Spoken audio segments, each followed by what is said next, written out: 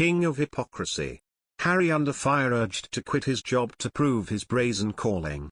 Stand-up comedian Andrew Lawrence mocked Prince Harry over his latest remarks about mental health in his latest video. The king of hypocrisy Prince Harry, a man paid tens of millions for doing sweet hit a woke new low today by brazenly advising mere mortals stuck in jobs that don't bring them joy to quit. The comedian imitated Prince Harry in his video posted on YouTube. Lawrence shared the video with a caption that read, "Prince Harry, quit your job and find happiness." His video was also retweeted by senior royal biographer Angela Levin, who is known for her criticism of Harry and his wife Meghan Markle. Harry has never experienced the fear felt by millions of Brits every day who work a multitude of jobs they don't necessarily like very much to be able to put food on the table for their family and keep a roof over their head. He was speaking in his job as Chief Impact Officer with San Francisco-based, uber-woke £4 billion executive coaching business BetterUp. Which is especially ironic because, let me assure you, being a Chief Impact Officer is not a real job. Rather, it's a fake role created for politically correct companies with more money than sense to get a celebrity on the books to impress investors. In other words, holier-than-thou Harry, the man who hung his father out to dry for his connections to a rich Saudi looking for an honor, is an expensive hired mouthpiece for another bunch of Silicon Valley snake oil salesmen. Harry, who isn't intellectually gifted, is already hiding behind Californian mumbo-jumbo with great aplomb.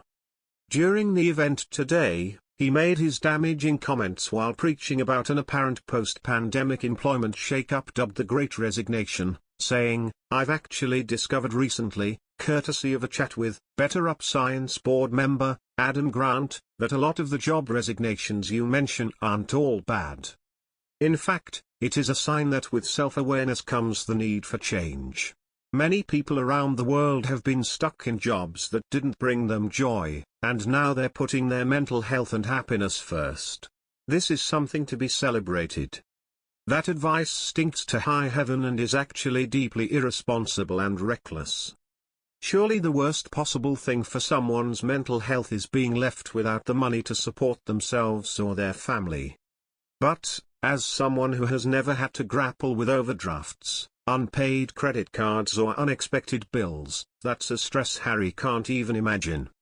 Is he really suggesting folks should give up a job without any emergency savings or the prospect of securing work that might make them happier? Does he really think signing up to the dole is a ticket to improved self-esteem? My personal experience is that those who persevere in jobs they don't necessarily find joyful will win in the end. I hated filling the fat vat at McDonald's before slaving over the French fries machine for 8 hours, untangling 20,000 coat hangers non-stop at a department store for 12 hours a day, and sorting then delivering 10,000 pamphlets at 5:30 a.m. on a below-zero winter's morning. But all three of those jobs helped fund my education that put me on a career path that I would enjoy. In Harry's professional utopia, I'd love to know who cooks the French fries, untangles the coat hangers and delivers the pamphlets. It certainly wasn't him as he skated through his education without the need for a Saturday or part-time job. As Kieran Boyle, managing director of CKB Recruitment in Gloucester, told Mail Online this afternoon, this fella really does live in cloud cuckoo land, doesn't he? Sure, most people would love to chuck in a job they hate, but the reality is a different thing entirely.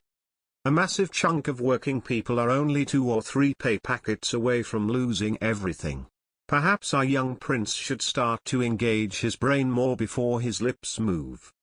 Besides, many of the folk in my life who are the happiest overall absolutely despise their job. In these cases it can actually end up being a positive thing because they work to live rather than live to work.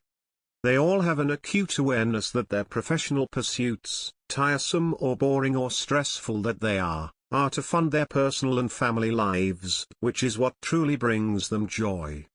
But Harry doesn't understand any of that.